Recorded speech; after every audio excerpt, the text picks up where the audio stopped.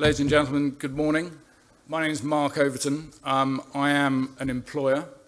Until about 4 weeks ago, I joined BT. Anyone from BT in the audience? No, I can talk about them then. One of the reasons I joined BT, because they're a super supportive employer. And what do I do for them? I run a division of about 1,500 people, 700 million turnover business. And it's all about 5G, IoT, and Edge. So if anyone wants to discuss digital transformation and solutions afterwards during the break, I'll be delighted to do that. So that's what the team are doing back at the ranch.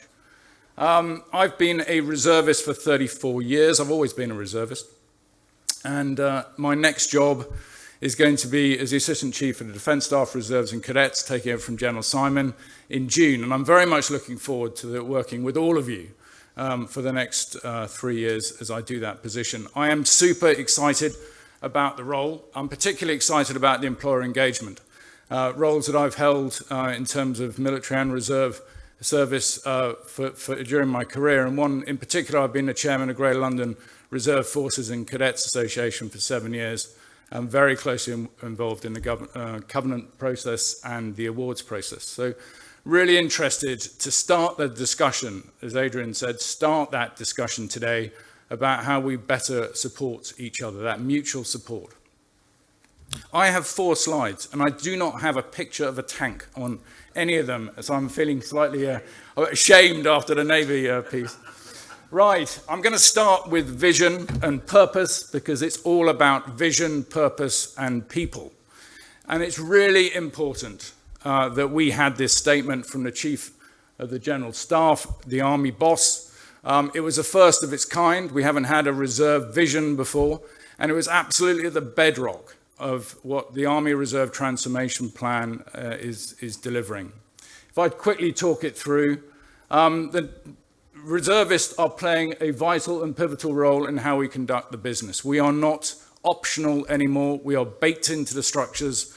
We are absolutely critical for any activity that the Army does. The Army uses the term whole force. It is not regular.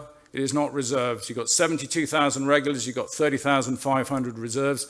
We are a whole force of 100,000 people on different terms and conditions of service. But we are the Army, and it's 100,000 strong. So if anyone says 72,000 to you, remind them it's not 72,000, it's 100,000, and the reserves make up about a third of it.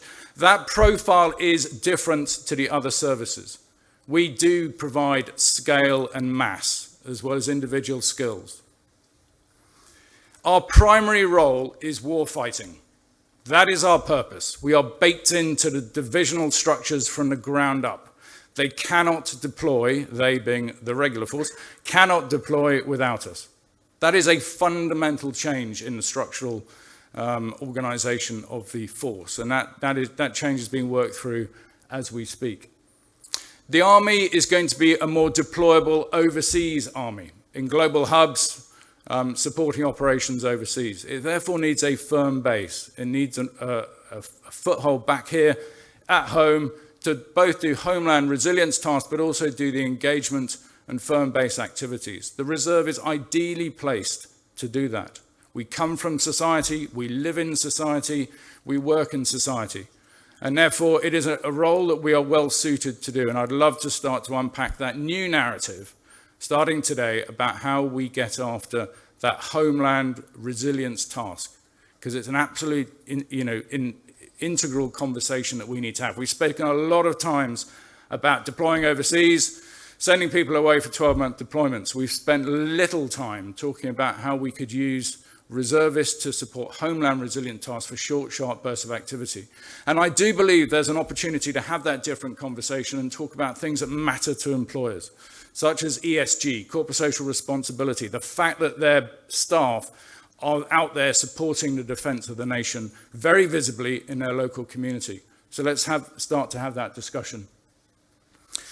So the other bit of it is a recognition that links back to what Adrian said about RF30, the recognition that the reserve skills that they bring from civilian life into defense are valuable and indeed needed, essential in many areas. We in defense tend to look to contractors and consultants as the first port of call for external advice. Increasingly, we're looking at reservists.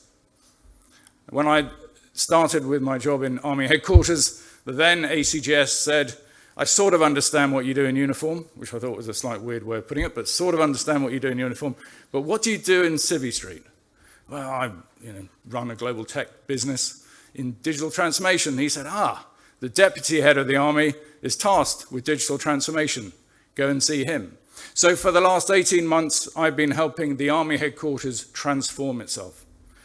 And a good example of that is last weekend, we had a tech concentration. Sounds like a very Silicon Valley thing to do.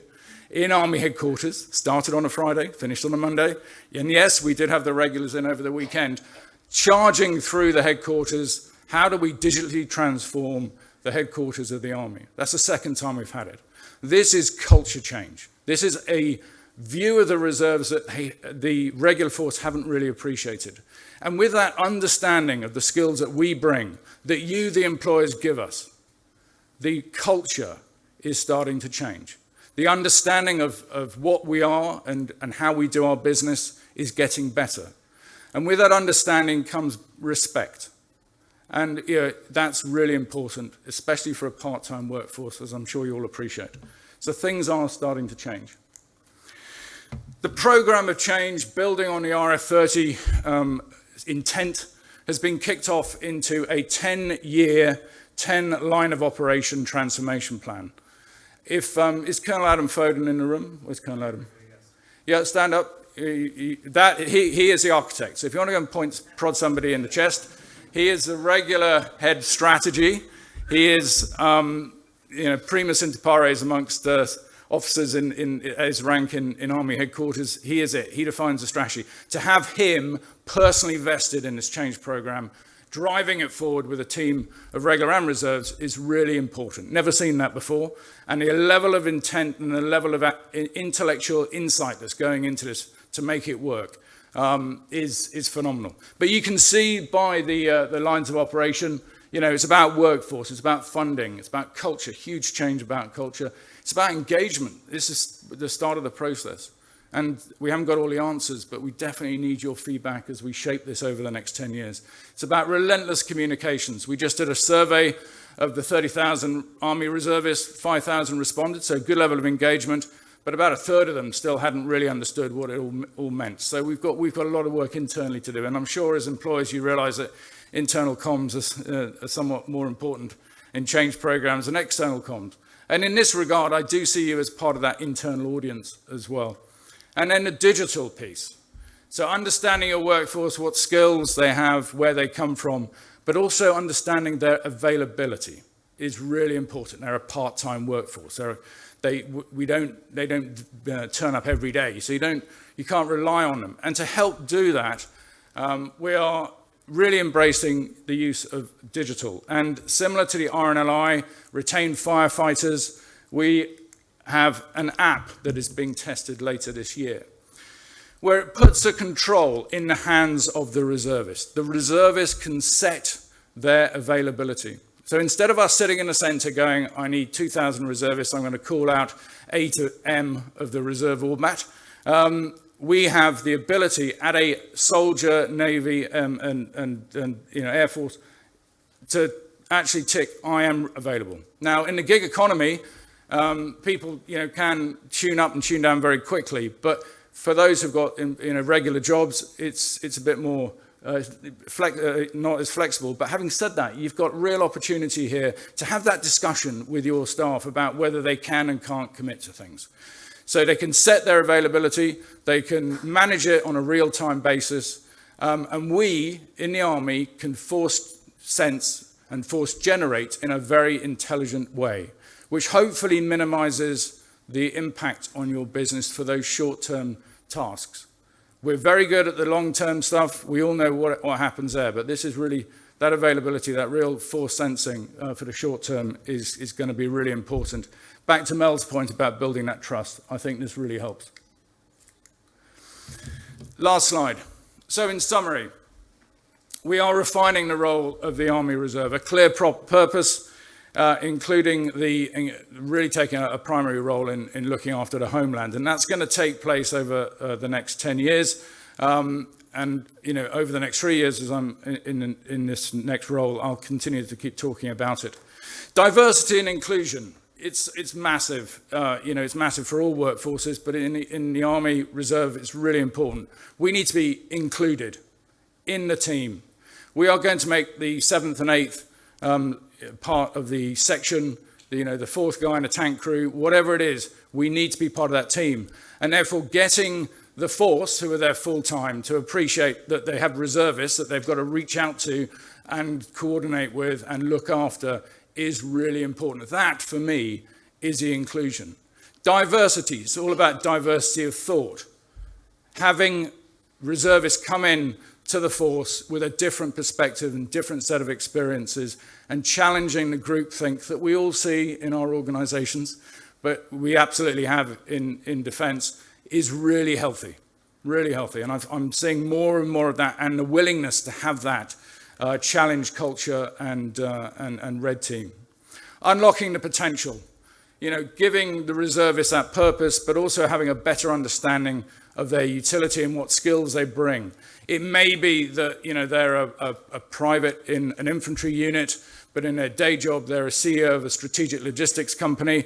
Understanding that and positioning them, taking a rank off and saying, actually, you can really help with us on this is really important. I had breakfast with a few of my battalion officers before Christmas, and as I normally do, I say to them, young officer just commissioned, I said to him, so what do you do in your day job? And he said, I'm an analyst. Everyone expecting to be yawn, that's not particularly exciting. I said, what do you analyze?